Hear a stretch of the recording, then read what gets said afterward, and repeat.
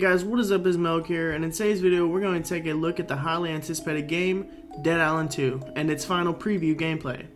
Dead Island 2 is an upcoming survival horror game developed by Dambuster Studios and published by Deep Silver. This game takes place several months after the events of the original Dead Island game, where the zombie outbreak has spread to California, resulting in the entire state being put under quarantine. The gameplay of Dead Island 2 is similar to its predecessor, where players will have to scavenge for resources, craft weapons, and fight off hordes of zombies to survive. However, Dead Island 2 adds some new features to the mix, including a more refined combat system, a dynamic open world, and the ability to create your own unique character with their own backstory. Now let's take a look at the final preview gameplay of Dead Island 2. The video starts with the player character running through the streets of Los Angeles with zombies in hot pursuit. The graphics are incredibly detailed and the city is brought to life with vibrant colors and a sense of chaos. As the player character fights their way through the zombie horde, we can see the new combat system in action. The player can now dodge attacks and use a variety of weapons, including guns, melee weapons, and explosives, to take down their enemies. The gameplay also shows off the new open world system where players can freely explore a vast and dynamic environment. The city is filled with abandoned buildings, hidden resources, and dangerous enemies, making exploration a key element of the game. In addition to the gameplay, we also get a glimpse of the character creation system, where players can choose from a variety of different classes, each with their own unique skills and abilities. This system allows players to create a character that suits their playstyle and gives them a sense of ownership over their experience. And there you have it, folks. The final preview gameplay of Dead Island 2 is looking incredible, and I cannot wait to get my hands on this game when it releases. From the refined combat system to the dynamic open world, this game looks like it's going to be a blast to play.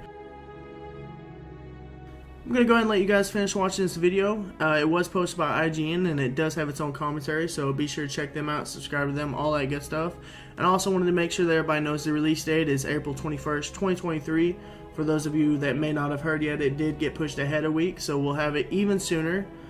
And that's pretty much it. I hope you guys enjoyed the video. If you did, be sure to leave a like rating. It's much appreciated. And if you're new to the channel, be sure to subscribe for more future content like this. Peace out. Characters-based stats, Dead Island 2's skill card system allows you to tailor your character traits to best suit your playstyle. It's a refreshingly streamlined approach that contrasts with some of the more convoluted skill trees found in other modern action adventures, allowing you to choose between basic abilities like blocks and dodges, and then layering on cards to further enhance them. The bulk of the cards I unlocked as I progressed to level 10 during my hands-on were useful, though not especially game-changing, like gaining health from well-timed blocks or performing a war cry to receive a temporary boost to toughness. But I'm assuming that some of the flashier superpowered abilities will come in the form of top-tier Newman cards, which I'm unfortunately yet to come across this early in the adventure.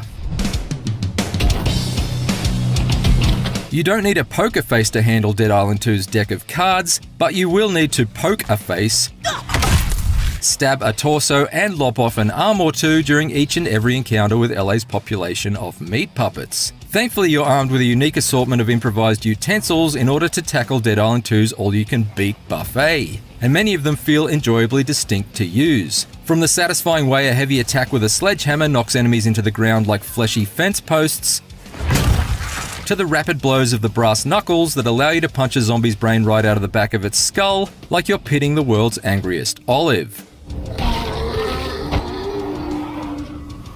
Most of them can be upgraded with various mods and perks, like souping up the set of Wolverine-style claws with electricity to bring some extra shock to the ore, or covering a baseball bat with nails so it inflicts persistent bleeding damage with every swing.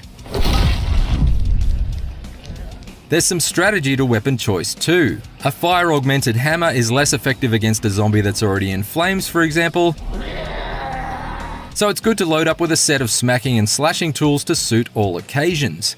My mastery of my arsenal was tested during one side mission, where a Gen Z influencer tasked me with dispatching waves of monsters in various specific ways in order to capture footage for her channel.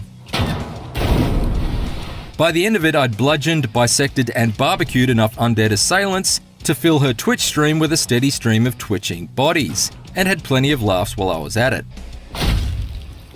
This was just one of a handful of memorable set pieces packed full of more rancid zombie varieties than you can shake a barbed wire covered stick at. From enjoying a backyard cookout with freshly grilled ghouls, to dousing undead paramedics in water and lobbing car batteries at them to shock them into submission, to tearing through the zombie cast and crew in a Hollywood backlot, I relished the opportunity to carve out a Californian killing spree in a blaze of gory glory. Despite these hysterical highs, there are early signs here that the decaying flesh hanging off its shuffling citizens might not be the only thing that could grow stale in Dead Island 2. And it could potentially become a fairly repetitive experience over the course of the adventure. Building interiors are notably reused at times, and so are a number of mission objectives. I've had to replace the circuit breaker on an electronic gate to stop the advancing zombie hordes on more than one occasion already, which seems a little uninspired. This'll work. In spite of the extensive weapon augmentation and skill buffs, combat in Dead Island 2's opening hours too often boils down to just clumsily caving in zombie skulls with a bunch of blunt instruments. And once the horrifying thrill of the gore has worn off, grinding through these garden variety ghouls does tend to feel about as challenging as bashing a piñata without a blindfold on. On that note, it was striking me as odd that I'd spent 5 hours in the land of the Second Amendment, rummaging through the personal safes and panic rooms of the rich and famous without finding a single firearm. But right at the end of my hands-on, I received a call on the walkie-talkie from returning series character Sam B, informing me that he had a lead on a gun, and acquiring it was to become the next story objective. That was certainly an enticing way to finish. The guns you see in this footage were unfortunately not available during my hands-on, but their inclusion in the final game in combination with a few more weird and wonderful enemy types and the Berserker Fury mode hinted at in recent trailers has me feeling optimistic that Dead Island 2's combat will evolve enough to keep me on the hook throughout the course of its limb-lopping tour through La La Land. There's certainly a strong foundation for flesh-flaying fun here, so here's hoping that after a 9-year wait for Dead Island 2 to come out, it ultimately proves to be beyond a mere shuffle step forward for the series, and more like a pulse-quickening lunge for your jugular. For more IGN previews, check out our hands-on with crime boss Rock A City and Final Fantasy XVI, and for everything else, stick with IGN.